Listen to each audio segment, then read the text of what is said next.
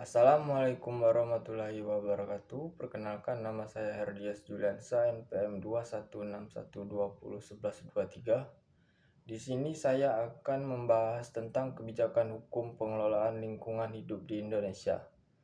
Kepedulian umat manusia terhadap lingkungan hidup pada saat ini sudah merupakan kepedulian global dalam rangka kepentingan hidup umat itu sendiri. Kepedulian sekelompok manusia saja terhadap lingkungan hidup tidak cukup oleh karena perubahan suatu lingkungan yang dampaknya bukan saja terbatas secara lokal, tetapi berdampak global. Itulah sebabnya mengapa United Nations Conference on the Human Environment yang diselenggarakan di Stockholm tanggal 5-16 Juni 1972 telah menegaskan bahwa pengelolaan lingkungan hidup demi pelestarian kemampuan lingkungan hidup merupakan kewajiban dari segenap umat manusia dan setiap pemerintah di seluruh dunia. Pada tahun 1982, Indonesia mengeluarkan undang-undang yang sangat penting mengenai pengelolaan lingkungan hidup, yaitu Undang-Undang Nomor 4 Tahun 1982 tentang ketentuan-ketentuan pokok pengelolaan lingkungan hidup.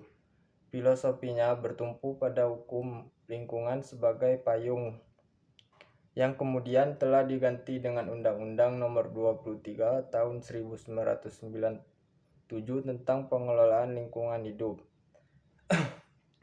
Selanjutnya disebut Undang-Undang Pengelolaan Lingkungan Hidup (UU PLH). Filosofinya bertumpu pada pengelolaan kebijakan tentang pengelolaan lingkungan hidup. Dengan diundangkannya Undang-Undang Lingkungan Hidup tersebut merupakan tanggapan, respons pemerintah dan bangsa Indonesia terhadap hasil United Conference on the Human Environment yang diselenggarakan tanggal 5-16 Juni 1972 di Stockholm itu.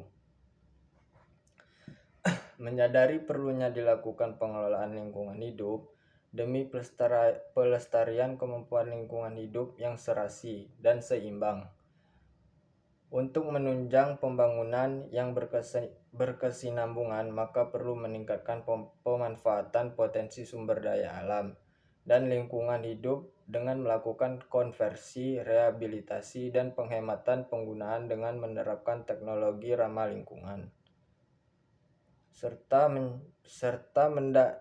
mendayagunakan sumber daya alam untuk sebesar-besarnya kemakmuran rakyat dengan memperhatikan kelestarian fungsi dan keseimbangan lingkungan hidup, pembangunan yang berkelanjutan, kepentingan ekonomi dan budaya masyarakat lokal, serta penataan ruang yang pengusahaannya diatur dengan undang-undang.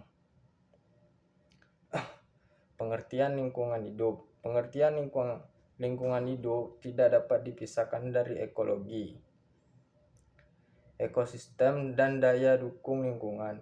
Istilah ekologi pertama kali digunakan oleh Haeckel di tahun 1860-an.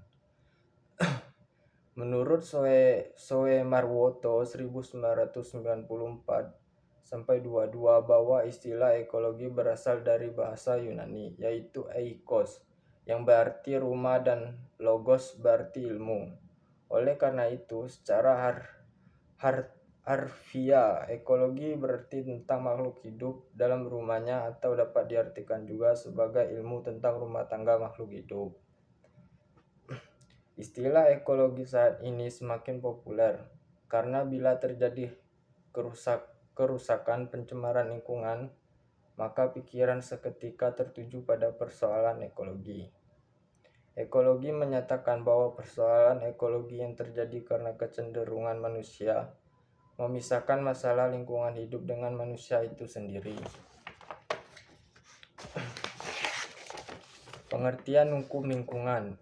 Hukum lingkungan dalam bidang ilmu hukum merupakan salah satu bidang ilmu hukum yang paling strategis karena hukum lingkungan mempunyai banyak segi, yaitu segi hukum administrasi, segi hukum pidana, dan segi hukum perdata. Dalam pengertian sederhana, hukum lingkungan diartikan sebagai hukum yang mengatur tatanan lingkungan hidup, di mana lingkungan mencakup semua benda, dan kondisi, termasuk di dalamnya manusia dan tingkah perbuatannya, yang terdapat dalam ruang di mana manusia berada dan memengaruhi kelangsungan hidup serta kesejahteraan manusia serta jasad-jasad hidup lainnya.